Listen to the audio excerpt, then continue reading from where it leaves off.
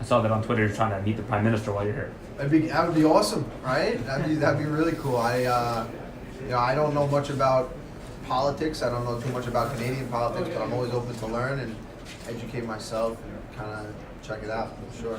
Now, you've had a bit of a contentious history of the UFC. Is that all in the past now? I think we have a good working relationship. I have a good rapport with Hunter Campbell, Sean Shelby. Met with them a couple of times, and really, they understand me a lot better. I understand what they're looking for a lot more. So I think there's still stuff that we hash out when we need to, but it's a good working relationship, and I'm in a way better place, and I think we both are. With Cerrone, he might not be like the highest ranked lightweight out there at the moment, but you know how the sport works. He's got one of the bigger names in the division. Do you see this as the one that if I win this, then it's just one fight away from a title shot at this point? Yeah, I don't know. I'm not really thinking that far ahead of it. I'm thinking about Saturday night. He's like you said, the number might not be too high next to his name, but everyone knows who the heck he is. The fans cheer for that guy louder than anybody. So he's been in there with the best of the best for a very long time. I was watching him since I got into the sport. WEC, came over to the UFC, and I've seen his whole progression. I've been watching him way longer than he's been watching me, and I've been, I've been stacking myself up against the top 10 guys for a very, very long time. So I know that, he's been on my radar for a long time. Are you a fan of his? I'm a fan of, yeah. I don't know. Sure. It's kind of like weird for me. I don't know if I'm a fan of his. Like, I respect his technique. Definitely have watched him and I don't know. Fan is a weird word, but I definitely hold him in high regards as opposed to a lot of other fighters. I think. Yeah. Cowboy, welcome back to Ottawa. In your last fight against Alex Hernandez, we saw a guy who spent a lot of time trash talking. He was going to do such and such and such and such. Obviously didn't go his way. Now you're about to fight somebody who there seems to be a lot of mutual respect between the two of you. Can you talk a little bit about the trash talking? Does that further motivate you? Is it necessary? What's your take on that? Because you've been one of these fighters that says multiple times, people in the back are very cordial with you, and then when the mic's on, they turn. So I want to get your comments on that. Man, this is a sporting event, man. That's what we do. So why, just because we fight doesn't mean I gotta hate you. Me and Al we were out here in Ottawa doing a media tour, and we did a couple of interviews together. It's like, why can't we be cordial? Sure, you don't have to like me, but let's at least be cordial. We don't need to have bad blood. So it was kind of a relief to finally have a guy that can stand there and, and shoot the shit a little bit. I don't think the trash talk helps anymore or not. I feel like I'm still gonna fight you just as hard, whether we're buddies or not. The same with like Vince Madero, him and I are good pals. So we went in there and fought a couple of my friends. So it's good. Was there ever an opponent that you genuinely disliked and still do? Nah, I let all that go away, man. Don't bother me anymore. Cowboy Cerrone is a great fighter. Dad Cerrone has been an absolute killer. How has the birth of your son influenced your in-ring career? Man, it's like a primal feeling. I remember before I had a kid, and even when I first had the kid, I was like, it's like so cliche when people talk about now you have something to fight for. Man, it's insane how you do, how it gives you something to I just took him to get his shots, and the doctor gave him a shot, and he started crying. I teared up, and I was like, "I'll fucking kill you, bitch!" You know what I mean? Seeing him in that pain, I was like, I get it, man. If somebody ever did something to one of my kids, there would be no turning back. I mean, it's wild, totally different reason. And there's like a meme on the internet that says, I thought about quitting until I realized who was watching, and it's like, man, you have so much more to not quit and keep going and push through because someone is watching. Not even the people that are watching, but my own family. It's like, I don't know, it's just different. Did Danger make the trip? Yeah, he's here. He's on the airplane right now. Lindsay said, I'm just going to drop him off. We're in Philly. I'm just going to leave him here. I said, he's a little fucker. Has training camp changed at all as a dad? Because a lot of times we hear fighters say, I miss my family, but you've got the ranch. Yeah, they're all, and thank God I have such a good team with me because Lindsay works. She's going to school to be a doctor, so she has all these clinicals and internships she has to do all day. She works 14 hours, so we have the baby all day, and my team, we just take turns watching when I'm training, and it's cool. He's there all day long. It's fun, man. It's sometimes it's tough because you don't get a second to yourself anymore. So everyone out there trying to have a kid, it's they take every ounce of your time. You know, you don't have any time to watch your phone. They want to play with your phone. They want to touch this. He wants to crawl over here. He wants to be held. He wants to be down. He wants to cry. It's like, oh, you little fucker, just give me a minute, right? So it's training camp, tougher for sure, but I love it, man. It's cool. You've done really well in Canada when you fought here. What do you like the most about this country? You know, obviously aside from that.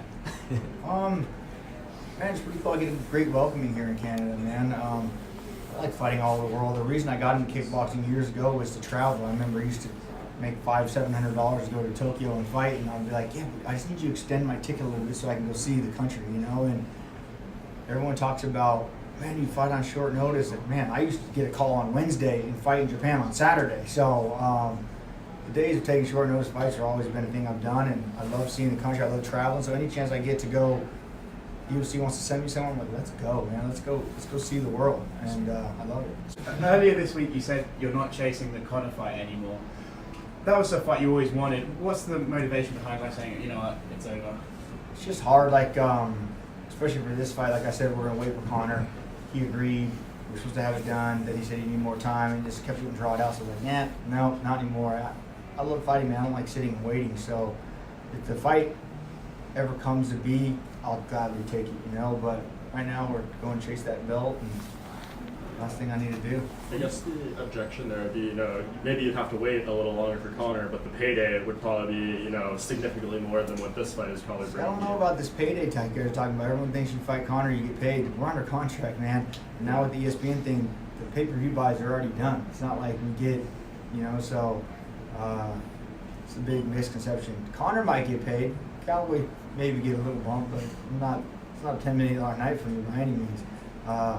I need to go get this belt. That's where the real money is, man. You know, aside from the money, I love it. I fucking fighting 4 or 5 times a year, man. I enjoy the training camp. I enjoy this. The whole process, man, to me is fun. I'm gonna miss the shit out of it one day when I'm done. But right now, I'm in it and I love it. And like I said, getting all the team to fly out to the ranch, we play paintball, going to the lake, go snowmobile. And to me, that's the most important part. Building like friends and family for life, you know, and memories. We were just sitting there talking about back when Winter Garcia used to live with me and the old days, what we used to do and how wild and fun it was. We were just sitting around after training and talking, like, man, one day we're gonna be sitting here talking about this camp, you know, and it's fucking cool, man. The whole experience. Nice. He's called himself a generalist, kind of good in all areas, doesn't stand out in one particular spot. What do you think his strengths are?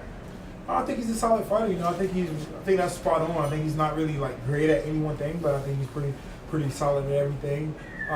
He's a guy that's not going to go out and rush the fight. He's going to take his time. He's going to point the fight. He's going to look to, you know, pick up the fight, you know, via the scoring system. Derek, you got 11 knockouts. So are we going to see number 12 Saturday?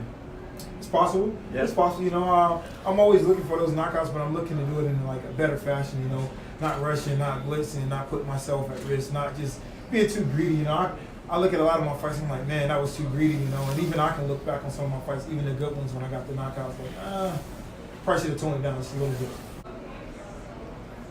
Derek, how are you enjoying Ottawa so far?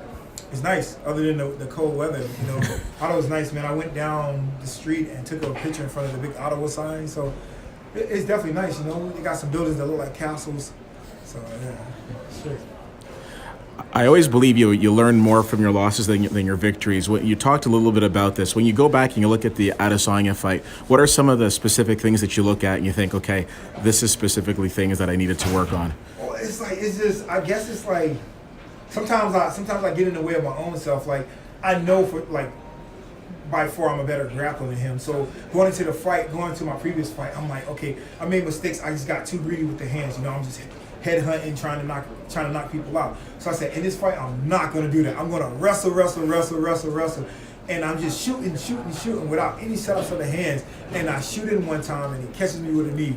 And that's what set everything off. You know, I was a little dazed, and then he gets up, and I'm like, come on, let's fight. You know, like, but it's a certain point in the fight. You know, if you get a little dazed, probably back off a little bit. But that's just the thing. You know, just having a good game plan, good preparation. Thank you. Excited for another fight in Canada live? Yeah, excited. Undefeated in Canada and looking to keeping that going. And, you know, every time I step in the octagon, I don't fight only just for myself or my team, but also for my country.